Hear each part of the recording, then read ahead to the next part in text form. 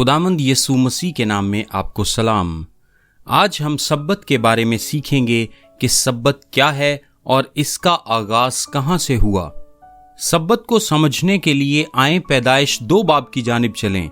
یہ باب اس بات کی جانب اشارہ کرتے ہوئے شروع ہوتا ہے کہ تخلیق کا کام تمام ہو چکا، اور ہم یہ الفاظ پڑھتے ہیں، لکھا ہے سو آسمان اور زمین اور ان کے تمام لشکر کا بنانا ختم ہوا، یعنی وہ سب جو ان میں موجود ہے۔ پھر لکھا ہے اور خدا نے اپنے کام کو جسے وہ کرتا تھا 7ویں دن ختم کیا، اور اپنے سارے کام سے جسے وہ کر رہا تھا 7ویں دن فارغ ہوا۔ اور خدا نے 7ویں دن کو برکت دی اور اسے مقدس ٹھہرایا، کیونکہ اس میں خدا ساری کائنات سے جسے اس نے پیدا کیا اور بنایا فارغ ہوا۔ آپ غور کریں کہ آیت 3 میں لفظ مقدس لکھا ہے۔ یہ لفظ دراصل لفظ پاک ہی ہے، اور یہ پہلا موقع ہے کہ لفظ پاک بائبل مقدس میں استعمال ہوا ہے۔ اس کے معنی ہیں الگ کرنا، اور شاید اس کے بہتر معنی ہیں سرفراز کرنا، یعنی یہ ایسی علیحدگی ہے جو بلند یا سرفراز کرتی ہے۔ یہاں پہلی مرتبہ ہم کسی چیز کے سرفراز کیے جانے کے باعث الگ ہونے کے تصور سے واقفیت حاصل کرتے ہیں، یعنی خدا اس 7ویں دن کو ایک سرفراز دن کا درجہ دیتا ہے، ایک ایسا دن جو باقی تمام دنوں پر سرفراز کیا گیا، اور خدا 3 وجوہات کی بنا پر اسے پاک کہلاتا ہے اور اس بات کا اعلان کرتا ہے۔ یہ تینوں وجوہات بنیادی طور پر ان 3 فعلوں سے جڑی ہوئی ہیں جو کہ اس حوالے میں استعمال ہوئے ہیں۔ سب سے پہلے تو یہ ایک منفرد دن ہے، کیونکہ آسمان اور زمین اور ان کے کل لشکر کا بنانا ختم ہوا ہے۔ یہ پہلا فعل ہے۔ تخلیق کا تمام تر کام اختتام کو پہنچا۔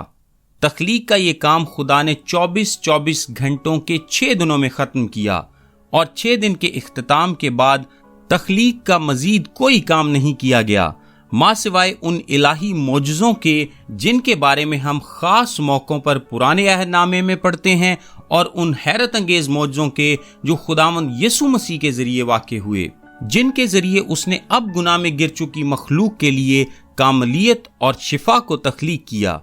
اس کے علاوہ تخلیق کا کام 6 دن تمام ہو گیا۔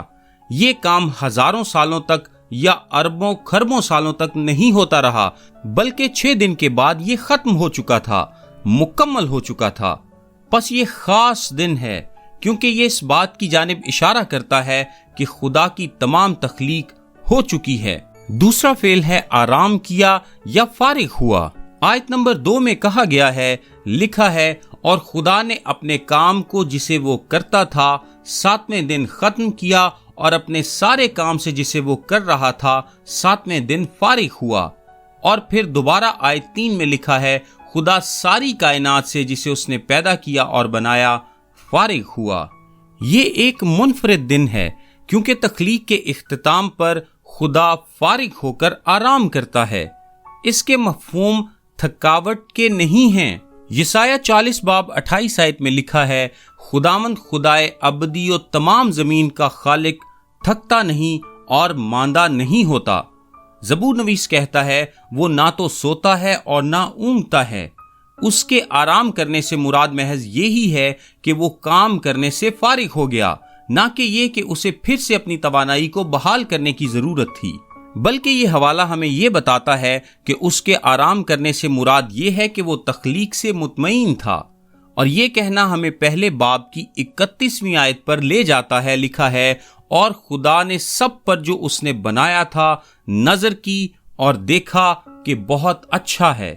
یہ کامل تخلیق تھی، پس یہ آرام کامل اطمینان کا آرام تھا۔ اب ان تینوں آیات میں آپ لوگوں کے آرام کرنے کے بارے میں کچھ بھی نہیں سنتے۔ یہاں آپ کو آدمیوں کے آرام کرنے کے بارے میں کچھ بھی نہیں ملے گا، نہ ہی آدم کے آرام کرنے کے بارے میں، کیونکہ وہ گناہ سے مبرہ اور ہر لحاظ سے ایک کامل شخص تھا۔ جب وہ اپنے بلاوے کے مطابق باغ عدن کی باغبانی جیسے سادہ سے سادہ کام بھی کرتا تو اس کی توانائی کا اخراج نہیں ہوتا تھا۔ آدم کے لیے آرام کا 1 دن ٹھہرانے کی کوئی ضرورت نہیں تھی۔ آخر اسے کس بات کے لیے آرام کرنے کی ضرورت پڑے گی؟ وہ جنت میں رہ رہا ہے، جہاں کوئی مشقت اور پسینہ بہانا نہیں اور یہاں توانائی کا اخراج ہی نہیں ہوتا۔ یہاں آدم کے لیے سبت کا کوئی حکم نہیں دیا گیا اور نہ ہی اس دن کے عبادت کے دن کے ہونے کے بارے میں کچھ کہا گیا ہے۔ یہ کسی کے لیے بھی کوئی حکم مقرر نہیں کرتا، یہ محض خدا کے لیے الگ کیا گیا ہے۔ اس نے اپنی تخلیق کو پورا کیا، مطمئن ہونے کے باعث وہ فارغ ہوا، یعنی اس نے آرام کو مقرر کیا۔ تیسری آیت میں تیسرا فعل ہے، اور خدا نے 7ویں دن کو برکت دی۔ اس نے یہ ارادہ کیا کہ یہ 7واں دن تخلیق اور اس کی اصل کاملیت کی خاص یادگاری کے لیے ہوگا۔ یہ بات آپ کے لیے سمجھنا نہایت اہم ہے۔ یہ وہ دن ہے جسے دوسرے تمام دنوں کے مقابلے میں اس لیے سرفراز کیا گیا کیونکہ یہ تخلیق میں خدا کی کاملیت کے جلال کو یاد کرنے کے لیے ایک یادگار ہے۔ اب سے ہر ایک 7واں دن اس بات کی یادگار ہوگا کہ خدا نے کاملیت کے ساتھ 6 دنوں میں کائنات کو خلق کیا۔ کیا آپ نے کبھی خود سے یہ سوال کیا کہ ہم تمام دنیا میں 7 دنوں کا کیلنڈر کیوں استعمال کرتے ہیں؟ یہ ایک عجیب عدد معلوم ہوتا ہے۔ اس کے پیچھے یقیناً کوئی منطقی وجہ نظر نہیں آتی کہ ہفتوں، مہینوں اور برسوں کے حساب کے عدد 7 کے سیٹ میں استعمال میں لائے جائیں۔ 10 کے سیٹ کا استعمال کرنا شاید زیادہ آسان طریقہ کار ہوتا، تو بھی تمام دنیا میں اسی طریقہ کار کو اپنایا گیا ہے اور یہ انوکھا طریقہ کار ہے اور اسے انوکھا ہونے کے لیے ہی بنایا گیا تھا کیونکہ یہ 7واں دن خدا کی قدرت اور جلال کی یاد دلاتا ہے جو کہ 6 دن کی تخلیق کی شان و شوکت میں ظاہر ہے۔ خدا کو خالق کے طور پر رد کرنا، خدا کو 6 دنوں کے دوران تخلیق کا کام کرنے کے طور پر رد کرنا، 7ویں دن کو بے برکت کرنا ہے۔ یہ کہنا کہ خدا نے دنیا کو بنانے کے لیے ہزاروں سالوں، لاکھوں سالوں یا اربوں سالوں کا استعمال کیا، 7ویں دن کے تقدس کو بے حرمت کرنے کے مترادف ہے۔ ہر 7واں دن ہمیں یہ یاد دلانے کا کام کرتا ہے کہ خدا خالق ہے جس نے 6 دن میں تمام کائنات کو خلق کیا۔ اور جب ہم پیدائش دوسرے باب کو دیکھتے ہیں تو وہاں سبت کے قانون یا شریعت ہونے کا کوئی ذکر نہیں ملتا اور نہ ہی سبت کے عبادت کا دن ہونے کا ذکر ملتا ہے۔ دوسری دفعہ اس لفظ کا ذکر ہمیں خروج 16ویں باب میں ملتا ہے۔ سینکڑوں سال گزر چکے ہیں، بزرگ یعنی ابراہیم، اسحاق، یعقوب آئے اور چلے بھی گئے، جہاں تک ہم جانتے ہیں ان میں سے کسی نے بھی سبت کے دن عبادت نہیں کی۔ یہ ان کے لیے مقرر ہی نہیں کیا گیا تھا، انہیں اس کا حکم نہیں ملا تھا۔ یہ ابراہیم، اسحاق، یعقوب، یوسف اور دوسرے خدا کے لوگوں کے لیے فرمان نہیں تھا۔ پھر سبت کا ذکر خروج 16 باب میں ملتا ہے، جب خدا نے لوگوں کو اس وقت آسمان میں سے من کھلایا جب وہ بیابان میں پھرتے تھے۔ من سبت کے سوا ہر دن آتا تھا اور اس سے ایک دن پہلے وہ اس دن کے لیے بھی جمع کر لیتے تھے تاکہ انہیں اس دن کام کرنا نہ پڑے۔ اس سے انہیں آنے والی باتوں کی تھوڑی سی جھلک ملی، کیونکہ 20ویں باب میں 10 احکام کا ذکر ہے اور ان 10 احکام میں ایسی ہدایات دی گئی ہیں جو کہ سبت کے دن کے قوانین کو مقرر کرتی ہیں۔ یہ پہلی دفعہ تھا کہ خدا کی جانب سے ایسے قوانین دیے گئے۔ یہ بات نہایت اہم ہے کہ ہم یہ سمجھیں کہ سبت کے دن کا تقرر آدمیوں کے لیے پیدائش کی کتاب میں نہیں کیا گیا تھا، بلکہ قانونی طور پر اس کا تقرر خروج کی کتاب میں موسیٰ کی شریعت میں کیا گیا تھا۔ اس کی مزید سمجھ ہمیں خروج 31ویں باب کو پڑھنے سے حاصل ہوتی ہے۔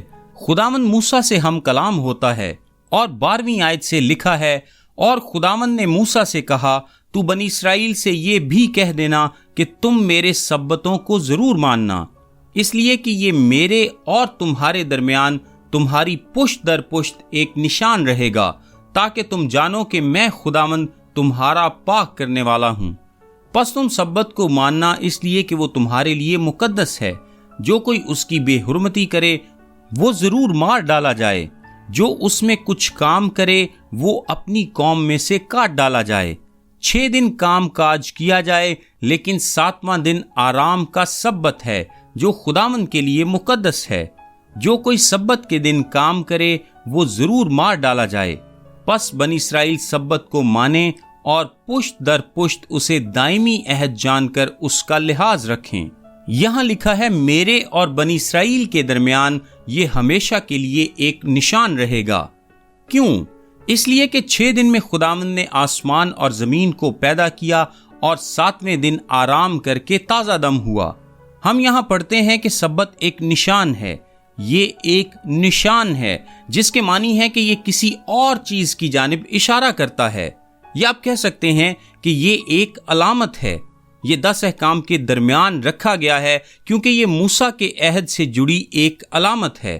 جب خدا نے نوح کے ساتھ عہد باندھا تو اس نے نوح سے وعدہ کیا کہ وہ دوبارہ کبھی بھی زمین کو تباہ نہیں کرے گا، اور خدا نے پہچان کے لیے ایک نشان بھی دیا۔ نوح کے عہد کا نشان کیا تھا؟ قوس قزح۔ جب خدا نے ابراہیم سے عہد باندھا تو عہد باندھنے کے بعد اس نے نشان بھی دیا، اور ابراہیم کے عہد کا نشان، جن میں عہد کی قوم اسرائیل بھی شامل تھی، ختنہ کا نشان تھا۔ اور اب یہاں موسیٰ کے عہد میں ایک اور نشان ملتا ہے۔ اس بار یہ نشان سبت ہے۔ یہ محض ایک نشان تھا۔ اسے بے دلی سے ماننے سے کچھ حاصل نہیں ہوتا تھا، بلکہ یسایہ 1:13 میں لکھا ہے، آئندہ کو باطل ہدیے نہ لانا، بخور سے مجھے نفرت ہے، نئے چاند اور سبت سے بھی۔ ہوسیہ نبی بھی ان کے منافقانہ سبتوں پر ایسے ہی عدالت کا حکم دیتا ہے۔ ہوسیہ 2:11 میں لکھا ہے، علاوہ اس کے میں اس کی تمام خوشیوں اور جشنوں اور نئے چاند اور سبت کے ایام اور تمام معین عیدوں کو موقوف کروں گا۔ خدا کے لیے محبت اور عقیدت سے بھرے دل کے بنا محض دکھاوے کے لیے اسے ماننا کوئی اہمیت نہیں رکھتا تھا۔ مگر یہ علامت تھی کس کے لیے؟ یہ نشان تھا کس کے لیے؟ یہ نشان ہی کیوں؟ سبت تخلیق کی یادگار کے لیے تھا۔ سبت اسرائیل کے لوگوں کو یہ یاد دلانے کے لیے تھا کہ انہوں نے فردوس کو کھویا ہے، کہ انسان نے فردوس کو کھو دیا ہے۔ شریعت نے ان سے کہا تھا، شریعت کو مانو اور تم برکت پاؤ گے۔ خدا نے یہ بارہا کہا، اس شریعت کو مانو اور تم برکت پاؤ گے، تاکہ وہ جان لیں کہ راست بازی کے رویے ان کے لیے فردوس کے لطف کو پھر سے بحال کر دیں گے۔ راست بازی کے رویے مستقبل کی جانب بھی اشارہ کریں گے، اس مستقبل کی جانب جب فردوس کو دوبارہ سے حاصل کر لیا جائے گا۔ پس سبت یعنی ہر گزرتا ہوا سبت جب وہ آرام کرتے انہیں کامل تخلیق کی یاد دلاتا تھا، خدا کے اس فردوس کی جہاں راست بازی غالب تھی، جس پر گناہ نے قبضہ کر لیا تھا اور جسے صرف اور صرف راست بازی کے ذریعے ہی پھر سے واپس حاصل کیا جا سکتا تھا۔ سو خداوند 7 دن کے نظام کو قائم کرتا ہے، دنیا میں ہر کسی کے لیے نہیں، بلکہ لکھا ہے کہ مخصوص طور پر اسرائیل کے لیے۔ 7ویں آیت میں لکھا ہے، میرے اور بنی اسرائیل کے درمیان یہ ہمیشہ کے لیے ایک نشان رہے گا۔ ہر ایک سبت اس بات کی یادگار تھا کہ وہ گناہ میں گر چکی دنیا میں جی رہے ہیں۔ ہر 7واں دن اس بات کی یادگار تھا کہ انہوں نے فردوس کو کھو دیا ہے۔ ہم نے یہ سیکھا تھا کہ ہر 7واں دن اس بات کی یادگار تھا کہ وہ گناہ میں گر چکی دنیا میں جی رہے ہیں۔ ہر 7واں دن اس بات کی یادگار تھا کہ انہوں نے فردوس کو کھو دیا ہے۔ سو فردوس کا لطف پھر سے حاصل کرنے کا واحد ذریعہ خدا سے وفاداری یعنی راست بازی تھا۔ پس ان کے لیے ضروری تھا کہ وہ 10 احکام کی اہمیت کو سمجھیں۔ انہیں اس بات کی اہمیت کو سمجھنا تھا کہ سبت کے دن وہ اپنی زندگیوں کا جائزہ لے سکتے اور جان سکتے ہیں کہ وہ خدا کی شریعت کے حساب سے کہاں کھڑے ہیں۔ یوں اس کا مقصد گناہ کی پہچان کروانا اور توبہ کی طرف مائل کرنا تھا۔ سو پہلے 7ویں دن نے خدا کی پہچان ایک خالق کے طور پر کروائی تھی، لیکن موسیٰ کی شریعت میں سبت کا تقرر خدا کی پہچان شریعت دینے والے کے طور پر کرواتا ہے۔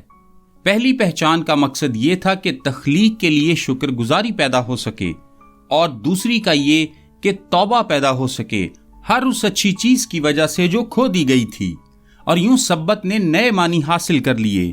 ہاں، یہ اب بھی اس بات کی یادگار ہے کہ خدا نے ہی تخلیق کیا، تاہم یہ اس بات کی بھی یادگار ہے کہ خدا کی تخلیق جو کہ ابتدا میں کامل تھی اب بگڑ چکی ہے، اور ہم بگڑ چکے ہیں، اور اس کی تخلیق گناہ کے باعث داغدار ہو چکی ہے، اور ہم گناہ کے باعث داغدار ہو چکے ہیں، اور مخلوقات جیسا کہ پولس بیان کرتا ہے کراہتی ہے اور ہم بھی کراہ رہے ہیں۔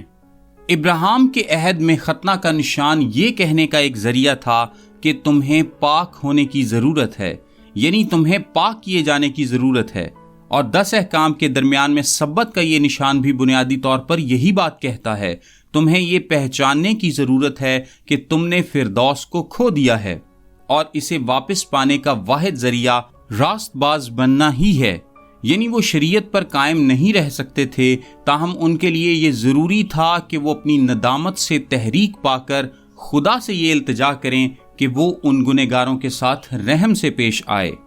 سو ہم دیکھتے ہیں کہ یہ بات اسرائیل کے لوگوں کے لیے انوکھی تھی کہ جب یسوع آیا سب کچھ بدل گیا، سب کچھ بدل گیا، کیونکہ اس نے تمام تر رسومات، تمام تر روایات، تمام تر قربانیوں، تمام تر آرائشی ساز و سامان، ہیکل، پاک ترین مقام، سب کچھ بشمول سبت اس نے یہودیت کے نظام کو ختم کر دیا۔ یہودیت کے ساتھ تعلق رکھنے والی ہر چیز کے ساتھ سبت کا ماننا بھی جاتا رہا۔ ہم اس بات پر غور کرنے سے کہ یسوع سبت کے ساتھ کیسے پیش آتا تھا اس بات کو سمجھ سکتے ہیں۔ اب یسوع سبت کے ساتھ کیسے پیش آتا تھا؟ جیسے بھی وہ چاہتا تھا۔ مرکس کی انجیل کے 2 باب کے آخر اور 3 باب کی شروعات میں یہودیوں کے معیار کی روح سے یسوع نے سبت کی نافرمانی کی، اور جب انہوں نے اس کی وضاحت طلب کی تو اس نے 2 باتیں کہیں۔ اس نے کہا سبت آدمی کے لیے بنا ہے، نہ کہ آدمی سبت کے لیے، جو کہ یہ کہنے جیسا ہی تھا کہ سبت کسی بوجھ کی مانند نہیں تھا جس کے مطابق آدمیوں کو خود کو ڈھالنے کی ضرورت تھی، بلکہ سبت ایک ایسی خوشی اور شادمانی تھا جس سے آدمی لطف اندوز ہو سکیں۔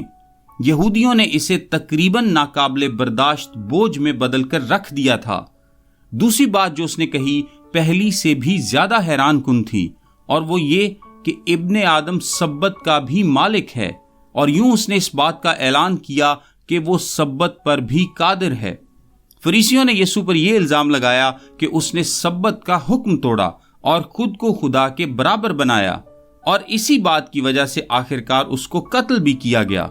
یسوع نے کبھی یہ کوشش نہیں کی تھی کہ وہ اپنی سرگرمیوں کو ان کے سبت کے قانون کے مطابق ترتیب دے۔ اس نے خدا کے ساتھ ایک اور سبت کا مالک ہوتے ہوئے اپنے اختیار کو قائم کیا۔ فریسی سختی سے سبت کو ماننے والے تھے، وہ پرانے عہد کی پیروی لکھے ہوئے کے مطابق کرنے کی کوشش کرتے تھے، تو بھی وہ سبت کی روح کو نہیں سمجھ پائے تھے۔ وہ اپنے نہ ختم ہونے والے کاموں سے، یعنی کاموں سے نجات حاصل کرنے کی کوشش سے کوئی آرام نہیں ڈھونڈ پاتے تھے۔ ان کے اندر کوئی دیانتدارانہ توبہ نہیں پائی جاتی تھی۔ سبت سے متعلقہ احکام امید کی محض ایک پرچھائی تھے، اس بات کی ہفتہ وار یادگار کہ انہوں نے فردوس کو دوبارہ حاصل کرنا تھا، اور یہ صرف راست بازی کے ذریعے ہی ہو سکتا تھا۔ اپنی نجات خود کمانے کی نہ ختم ہونے والی جد و جہد اور اس بوجھ سے آرام مل سکتا تھا۔ جب یسوع آیا تو آرام یعنی سچا آرام لے کر آیا۔ نئے عہد نامے کے تحت ہم شفا پا چکے، دھل چکے، پائے جا چکے اور قبول کیے جا چکے ہیں۔ ہم بذات خود خالق کے ساتھ آرام میں داخل ہو چکے ہیں۔ ہمیں راست بازی دی جا چکی ہے اور ہم اس نعمت میں شادمان ہیں۔ ہم اپنی نجات کمانے کی تمام تر جد و جہد کو ختم کرتے ہیں۔ یسوع نے واقعی سبت کے بارے میں اپنا کام تمام کر دیا تھا۔ میرا نام تابش قاضی ہے اور یہ پیغام آپ کو ڈیلی ورسز کی جانب سے پیش کیا گیا ہے۔ ہم سوموار سے جمعہ یعنی ہفتے میں 5 دن انگلش، اردو اور آڈیو میں ایسے پیغامات واٹس ایپ سروس کے ذریعے بھیجتے ہیں۔ اگر آپ اپنے نمبر پر یہ سروس حاصل کرنا چاہتے ہیں تو ابھی اپنا نام اور شہر کا نام لکھ کر 0333 80 20 972 973 یا پھر 974 پر واٹس ایپ میسج کریں۔ خدا آپ کو برکت دے، آمین۔